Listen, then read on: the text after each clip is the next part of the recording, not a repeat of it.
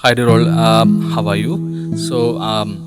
Everyone now talking about the green economy, the key for Sri Lanka to overcome economic crisis.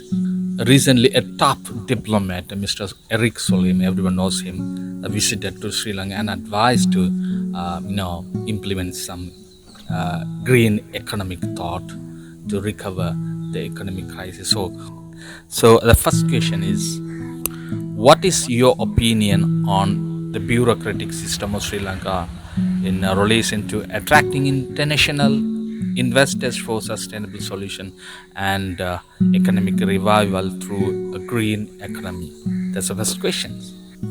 Thank you very much. Very important as well as very hot topic in Sri Lanka at the moment to recover this crisis situation. I believe that the bureaucratic system of Sri Lanka needs to be simplified and made easier in order to attract international investors and for sustainable solution and economic revival through a green economy.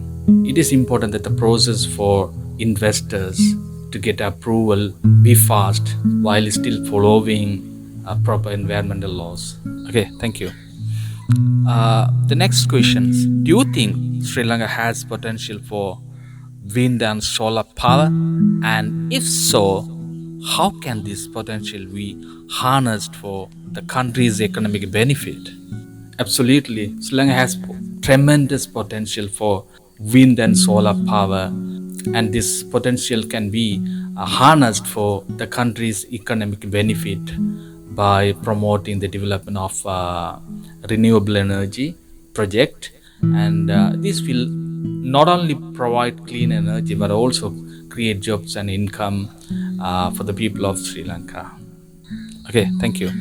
So another question is, how important is the role of private sector in promoting green energy in Sri Lanka, and what measures should be taken to encourage private sector investment in Sri Lanka or in this area? Well, the private sector plays a critical role in promoting green energy in Sri Lanka. Without the involvement of the private sector, it is not possible to achieve the level of investment needed to drive the development of the renewable energy projects. Meanwhile, measures that can be taken to encourage private sector investment in this area include offering tax incentives and streamline the approval process of renewable energy projects. It's an excellent answer. Thank you very much. Another question is, what is your view on involvement of Chinese and Indian investment in Sri Lanka's sustainable solution and green economy? I believe that Sri Lanka should open its door to Chinese and Indian investments for sustainable solution and green energy, green economy development. Both countries have significant experience in developing renewable energy projects and can bring much needed expertise and investors to the country. Well, thank you very much. Can you comment on President Vikramasinghe's commitment to green economy and mitigation climate change in Sri Lanka? Well, I'm pleased to say that President Vikramasinghe is strongly committed to having a green economy and mitigation climate change in Sri Lanka. This commitment is essential for achieving sustainable development in the country and addressing the urgent need for climate action. Thank you very much. Another question is, what potential do you see for Sri Lanka in terms of carbon trading, and how can this benefit the country's economy and job creation? There are so many potential to recover this kind of crisis. There are so many examples.